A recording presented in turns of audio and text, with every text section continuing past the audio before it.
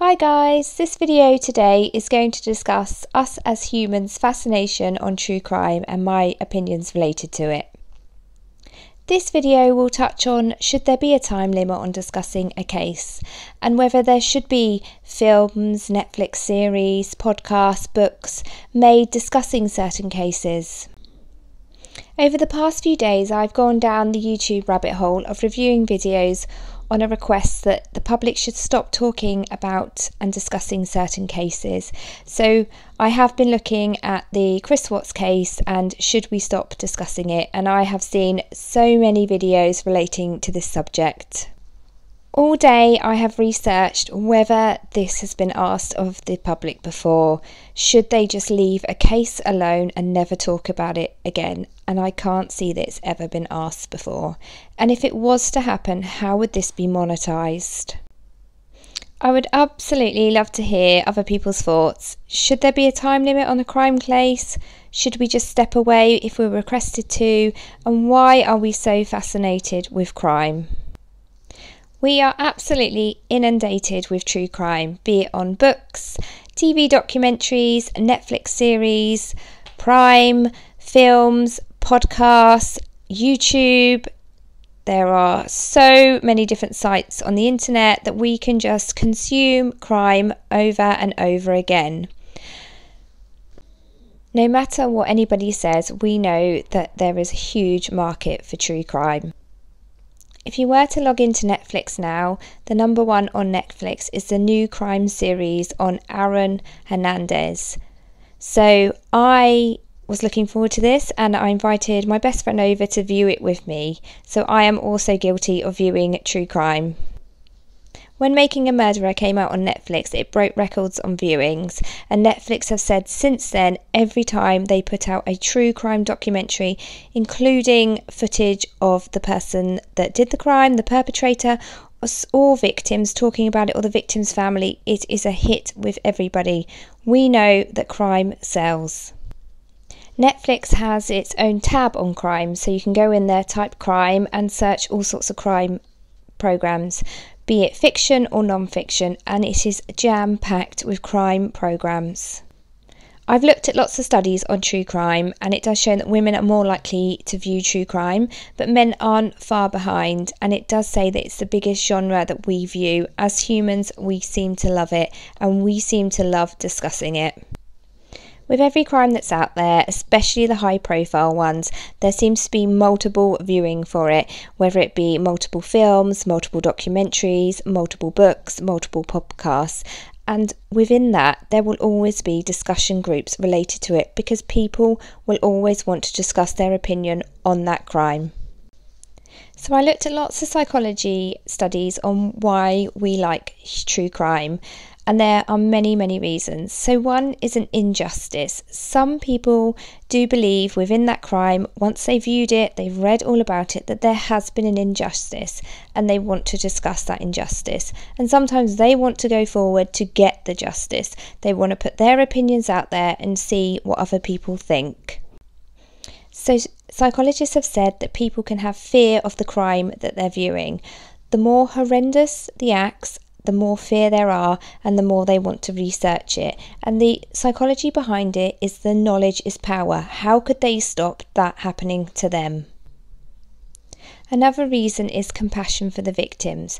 So if somebody sees a little bit of themselves in the victim, they feel compassion for them, and then that makes them want to research the crime. That makes them feel they can connect with that person. They feel that a little bit of them was in them. They saw a little bit of them was in them, and they have that emotional connection with the victim, which makes them go to research the crime more. Some people have an absolute fascination with the motive. They want to know all behind it. What was happening in their lives, what was happening in the perpetrator's lives, in the victim's lives. They want to look at what was happening, what made them do this horrific thing, what was their actual life like before the crime. Another reason for true crime fascination is because it provides a puzzle, particularly unsolved cases. So the first thing, as babies, one of the things that we connect with is solving a puzzle. So think about putting shapes in a shape sorter. We as humans love solving puzzles, and that is the same with a crime case. It's very complex, it can be very complicated, and we want to solve that puzzle. Another reason is morbid curiosity. Us as humans do have an interest in death and violence.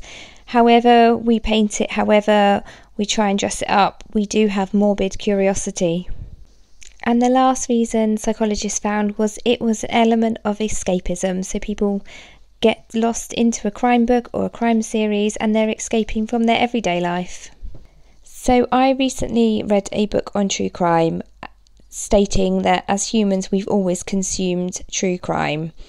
It's just changed on what platform we watch it on.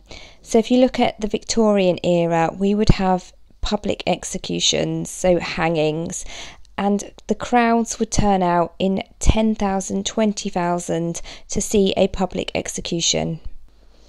After I read this book, I researched into public executions and hangings, and the largest number that turned out for a public hanging was 30,000 people.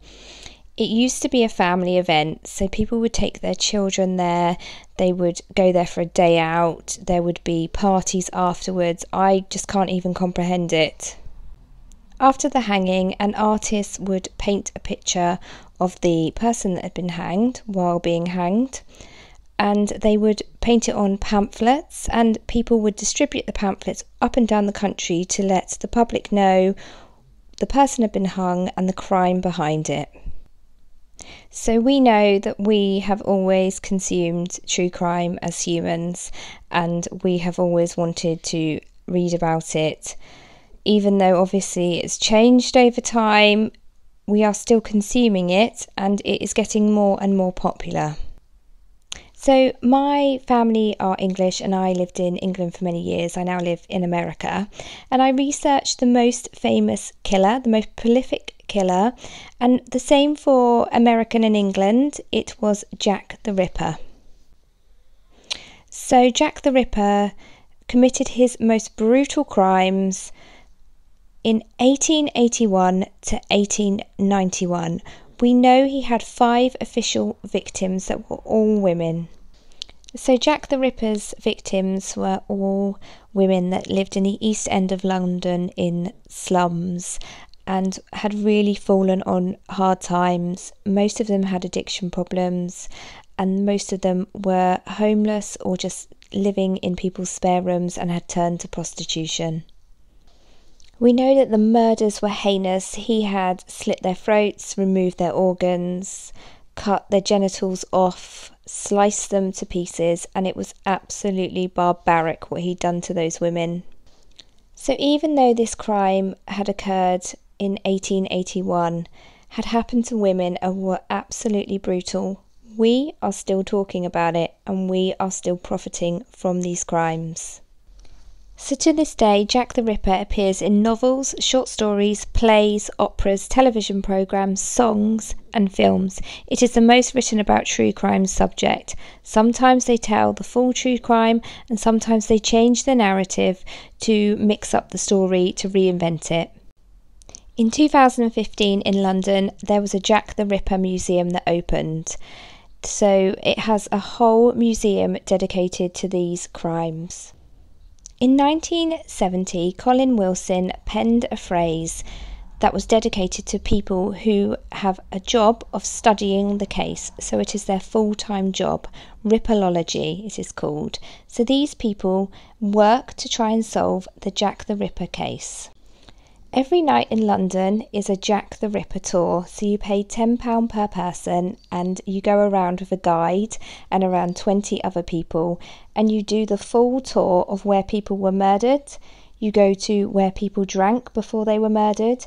You get to find out all about the murders and the locations and Jack the Ripper himself. There are 452 books dedicated to Jack the Ripper. Some of them are just telling about the whole case, some of them are talking about the victims, some of them have said the story of Jack the Ripper but made it into a modern day time and made it as if it's a new Jack the Ripper come back to life. There are over 100 conspiracy theories related to Jack the Ripper still being discussed today in social media groups and also online, and threads. So why am I sat here telling you about Jack the Ripper? What I wanted to try and show is sometimes some crimes will never die down. People will talk about them, books will be made, films will be made, conspiracy theories will be chatted about, and this just goes to show that true crime is discussed. I've read many different things over the last few days that conspiracy theories shouldn't be chatted about, we should not be discussing a certain crime, we should move on. But if we're still discussing a crime that happened in 1881, is it likely that we're ever going to stop talking about one crime? I have heard so many different comments that people shouldn't profit off crime, but there are massive companies like Virgin Experience Days selling Jack the Ripper tours every single night, making thousands a week by people retracing the steps of poor women that ended up murdered. I must admit that I've been on a Jack the Ripper tour, and I own a Jack the Ripper coffee cup. So I hope this video has given you some food for thought. If we are going to be silenced on one crime and stop discussing it, should we just stop discussing crime altogether? I'd really love to hear everybody's opinions on what they think. And as with every video, all opinions are my own. All information that I have spoken about is out in the public domain. Thanks for listening, guys. I'm sorry if you can hear my cat asleep next to me purring. I wanted to get this video out while the thoughts were in my head. Take care of yourselves and have a lovely weekend. Bye!